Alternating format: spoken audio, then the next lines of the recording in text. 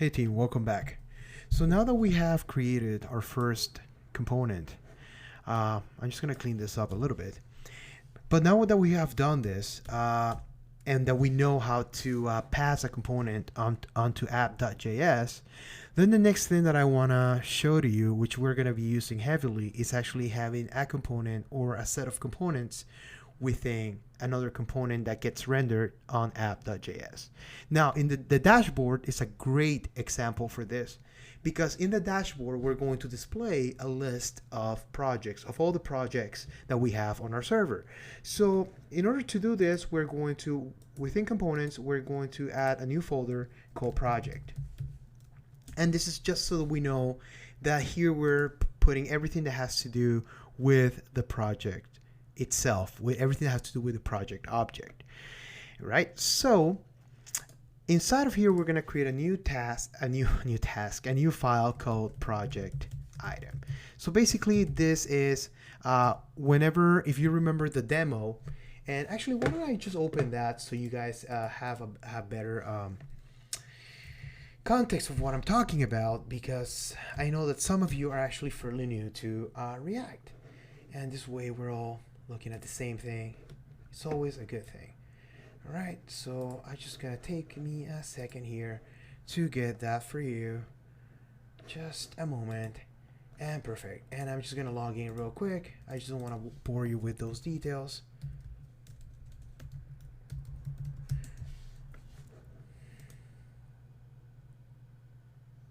Okay, perfect. So this is a React tool that I demoed to you at the beginning, which is the one I have in Heroku.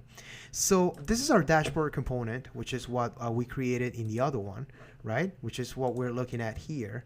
And here we have our dashboard component, which is going to be, in the end, it's going to be all of this.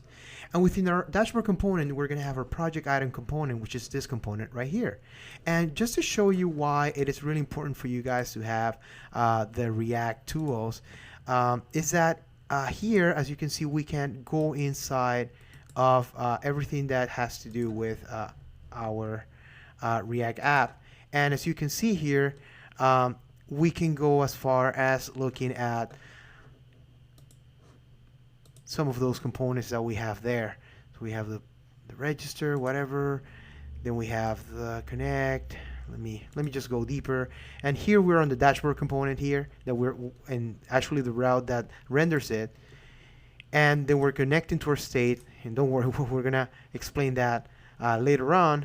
And then in the end, and I'm sorry if this is confusing you. I think that this might be a little confusing, but I already went down this path, so I might as well finish. As you can see here is the project component nested inside of the dashboard component. All right, so I just wanted to kind of show you what this is going to look like at the end. I'm sorry if I confused you, but anyway, we're going to just keep moving forward, and I promise you this is going to be clearer and clearer as we keep moving forward. So we're going to first create a class-based component using the RCC and tab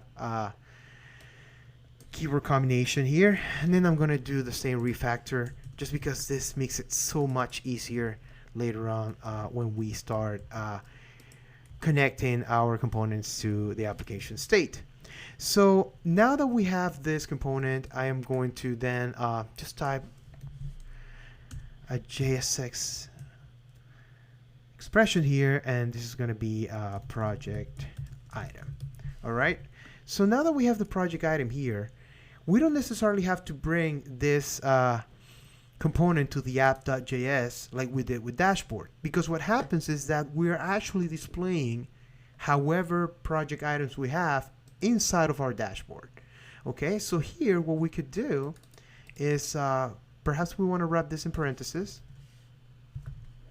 I don't know what was that, but anyway, wrap this in parentheses, and then never mind. Then what we're going to do here is that we're going to bring our project item, and remember, mind the auto import. If you don't have auto import, then you have to type this by hand before you can move forward. Now, there's one thing about JSX that is very important for you guys to understand, and it is that JSX needs to have one and only one parent element or parent div. Okay, you cannot have it like this because it won't compile. If I save this, it's going to break the app, right? And it tells you adjacent JSX elements must be wrapped in an enclosing tag. So there are several ways to go about this, but we're going to go with the most basic way, which is just to have a main div container or a main div. So I'm just going to create a div here, and then I'm going to wrap the element around the div. That didn't work as I expected, but no worries there. All right, and then I also have to close up this component here. And then when we save, everything goes back to normal. And if we go back to the application, then we have the dashboard, and we are also rendering the project item. And once the application is done, we're obviously going to have several project items in it.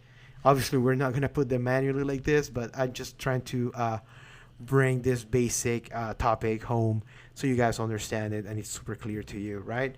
So as you see here, basically the flow is that in app.js we're just bringing the dashboard, and then in the dashboard that's where we are displaying the project items, which is actually exactly how we're gonna wire up this app in the end. Cool. So then last but not least, before I wrap up this video, I want to create another folder called layout. And we are going to have a navbar, and I'm just gonna call it header.js. And then I'm also going to make this one a class-based component, just because we're also going to use our application state, especially when somebody's authenticated, to actually drive whether or not the navbar should display login or logout menu options, right? So this is why I'm going to make this one class-based component as well, because we're going to tap into the application state. All right, and then I'm just going to do this one, h1, and then navbar. And then in order for us to display this, we actually have to bring it to our app.js header.js, and then close it down just like this. And then if we come here, we have our navbar, we have our dashboard, and we have our project items. Okay, so we're making good progress. I know that we're going a little slow, but I am minding those of you who actually have no experience with React. And if you have experience with React, it never hurts to have a refresh on the basics. All right, thank you for joining, and I'll see you in the next lecture.